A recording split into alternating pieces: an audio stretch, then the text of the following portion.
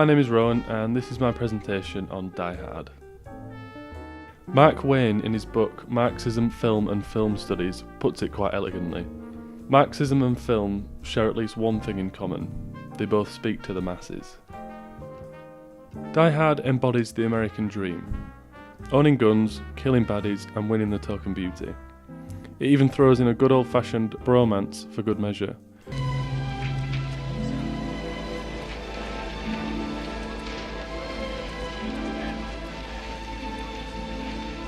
But is that the only depth we see in the film? The short answer is yes, but I believe it to be a little more complicated than that. In the words of Pat Harold, the good things about Die Hard are the good things about America. The plucky individualism, the never-say-die spirit, humour and the indefatigable spirit.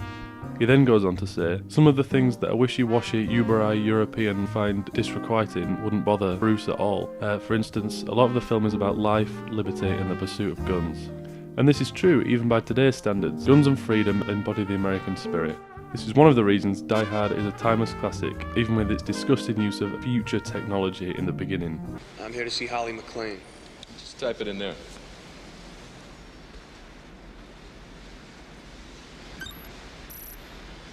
Cute toy. Cute toy. Cute toy. Cute toy. Through the 70s and 80s, we saw films trying to recreate this society we live in, with the likes of Star Wars, defining what society wanted to see in moving pictures. The inspiration which lies at the heart of the earlier critiques is that of the possibility of imagining a different kind of society, a different kind of world in ways which seem quite alien to the new age of film studies. Then Die Hard appears, a film grounded in reality, gritty and realistic.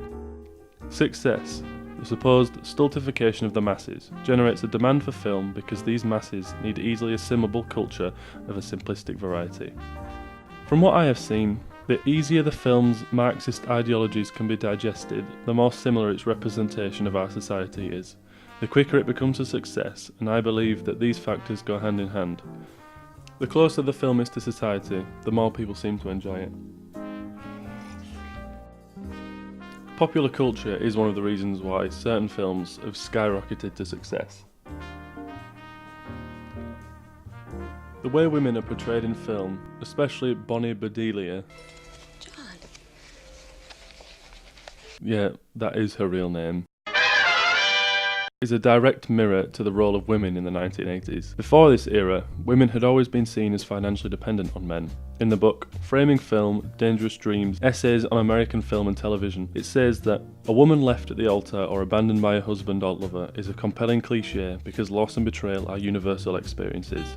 In many popular and literary texts, the significance of this loss is tied to the historical dependence that straight women have had on men for financial security, cultural acceptance, children and protection from an often hostile patriarchal system. And it was her decision to leave everything behind, something that doesn't happen in cinema all that much. A name though, huh? Except maybe when you're signing checks. Since when did you start using Ms. Gennaro? It's a Japanese company. They figure a married woman's got You are a more married fun. woman, Holly. You're married to No, me. we're gonna have this Remember, you didn't conversation waste again. much We time did this in getting out of July. line. We never finished this conversation I in July. had an opportunity. I had to take it. Right. No matter what the consequences, no matter what it did to our marriage, It you had didn't to do take anything this to our marriage opportunity. except maybe change your idea of what our marriage I don't should think be. you have a clue as to what my idea of our I know marriage should be, exactly Holly. what your idea of our marriage should be.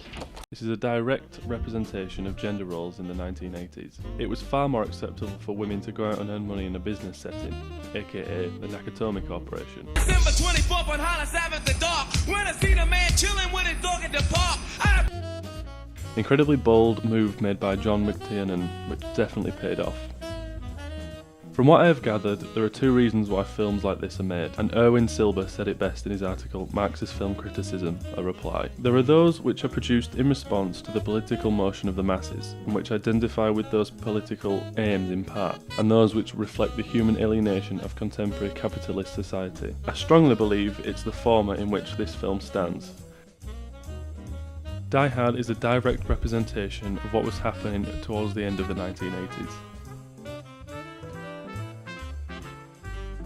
What I also find interesting is, while Die Hard seems to break most conventions about film, it does actually adhere to them as well. For example, can you think of any other buddy cop film which stars a duo both white and black?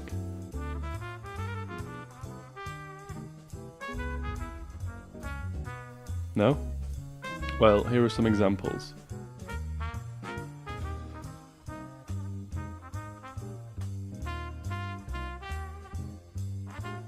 There are clear connotations of race in this era. This pattern shows a white man fleeing civilization, teaming up with a man of colour who possesses the savage skills for survival in the wilderness. While this may have been true for the films I just mentioned, Die Hard, among others, switches these roles.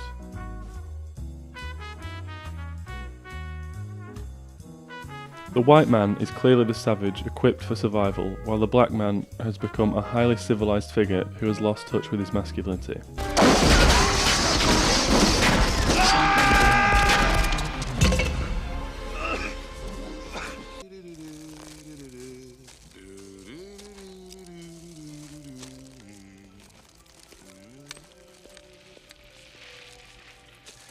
I thought you guys just ate donuts.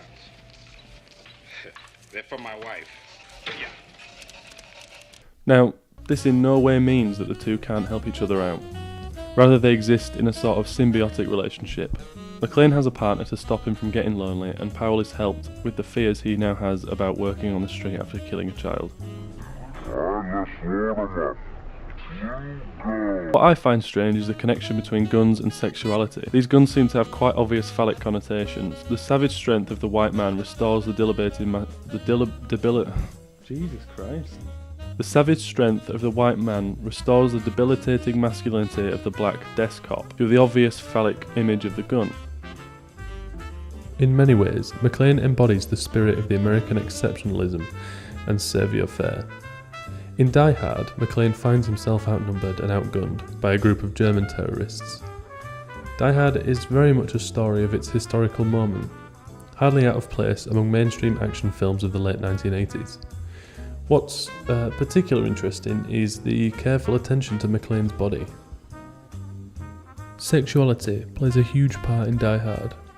McClane is a very realistic version of the male form, especially if we compare him to the likes of Arnold Schwarzenegger and Rocky, or any action film star in the 80s or 90s for that matter.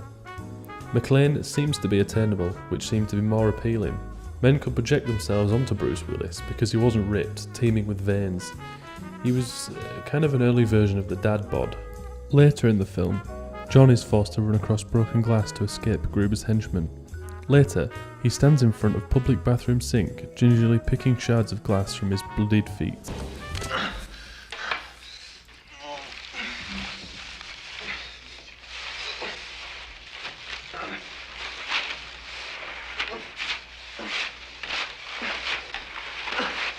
At the film's conclusion, after being repeatedly beaten, shot at and otherwise physically punished, McClane jumps into the office where Gruber is waiting and deftly shoots the man in the head. This last act of violence vindicates the beating that McClane has suffered, and the allegorical message of McClane's broken but unstoppable body seems bloody obvious. No matter the odds, the American good guy does it all, saves the day and gets the girl. Die Hard will always stand out as a classic, even if they completely ruin the series. It's quite obviously aimed at the bourgeoisie, and for this reason I think Die Hard is a timeless classic. Thanks for your time.